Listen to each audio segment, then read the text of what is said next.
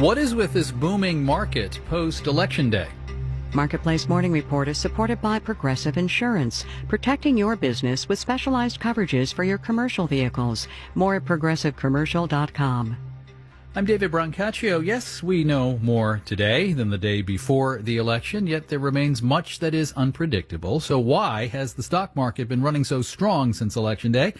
After the S&P 500 index rose 2.2% yesterday, the S&P future is up another 1.8% this morning. The Dow future up 390 points now, or 1.4%. This is in part investors saying, I can take on more risk now because there's more visibility into the future. But why? Christopher Lowe is chief economist at FHN Financial in New York. I suspect what's happening is we're taking out the blue wave possibility that was priced into the market. And what that means most immediately is there's probably not going to be a big increase in capital gains taxes and probably not a big increase in the corporate tax rate. And what that means immediately is there's no need for people to take profits in those big, high-flying stocks, the ones that are up the most this year. I think we start to focus on the fact that there's so much we don't know yet, and possibly a contentious result when we do know. But to put a finer point on this, there seems to be, as part of the logic here, the idea of divided government, that a Republican Senate, if that's where we're headed here, will stop a Biden presidency, if that's where we're headed here, from going too far to the left from the Wall Street establishment's perspective. Right. And we heard that a lot from customers yesterday in feedback to some of the work that we put out.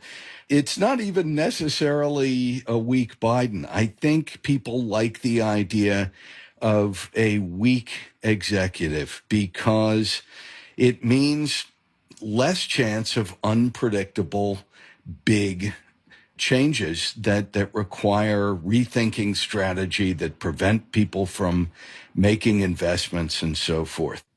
Christopher Lowe, chief economist at FHN Financial. Thank you so much. Thank you, David. The VIX index of stock market volatility has dropped sharply in the last day, falling 24% to 26 this morning. This so-called fear index was up north of 38 on Monday. There was an awful moment in March at the dawn of the pandemic lockdowns when it hit 75.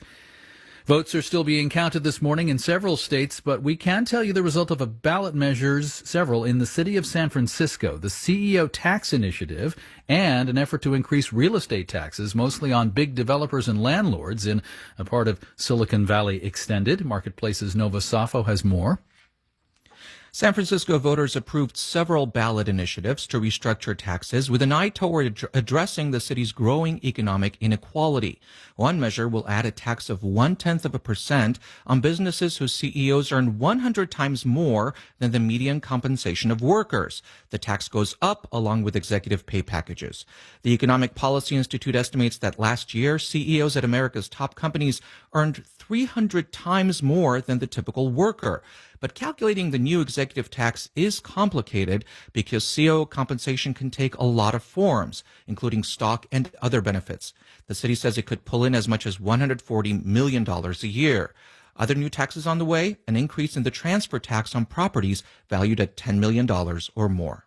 I'm Nova Safo for Marketplace.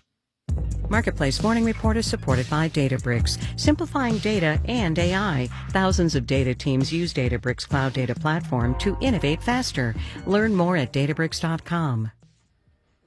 Worrying. Some of us have turned it into a part-time job. I just heard you. You said full-time. You can worry about if your favorite presidential candidate is really going to get in, a viral pandemic. Did I mention economic crisis? Worrying itself has a cost. Marketplace's Kristen Schwab talked to some economists. What's worrying Corey Leach these days? What am I not worried about? Leach is 34 and lives in Chicago with her husband and 2 daughters, a 3-year-old and a 6-month-old. Yep, a pandemic baby.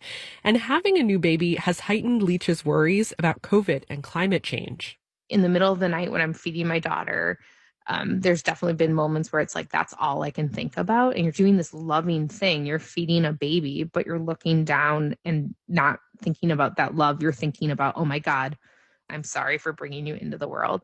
Not being present in the moment is one of the biggest costs of worrying, says Frank Schilbach, a behavioral economist at MIT. There's a budget that you have in your mind for mental energy that you can devote to different things. And if you worry a lot about things that are out of your control, well, then you have fewer cognitive resources available for other things in your life. Worrying actually hijacks a piece of your brain, which can lead to sleep loss, careless mistakes at work, and even physical exhaustion. But worry also serves an important purpose, says Lisbeth Romer, a psychologist and co-author of the book Worry Less, Live More. Thinking about what might happen in the future is an incredibly adaptive thing. It is very human and very natural for us to respond to threat and prepare for threat. Worrying forces us to problem solve. But of course, not all problems are solvable. And just telling yourself to stop can actually make it worse. We worry and worry feeds upon worry, and then we want to not worry, so we try not to worry, and now we're worrying about worrying. How did we get here? Some of it's wiring, some of it's habit. So we can learn it from it being modeled. If folks in our families worried a lot. So what can we do?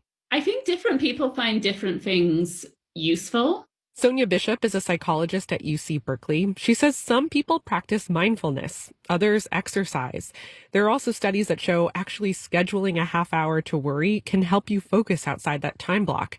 And if none of those works, if you're busy occupying your mind with something that's very cognitively challenging, then you literally can't engage in worrying. Like me. Instead of worrying, I worked on this story about worrying. I'm Kristen Schwab for Marketplace.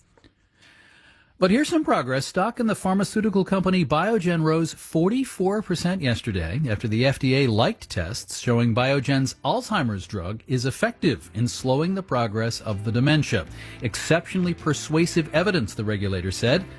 Aducanumab is what they call the drug, which seems like something spelled backwards, but Bamunakuda doesn't mean anything either, other than the possibility of helping to address a terrible affliction.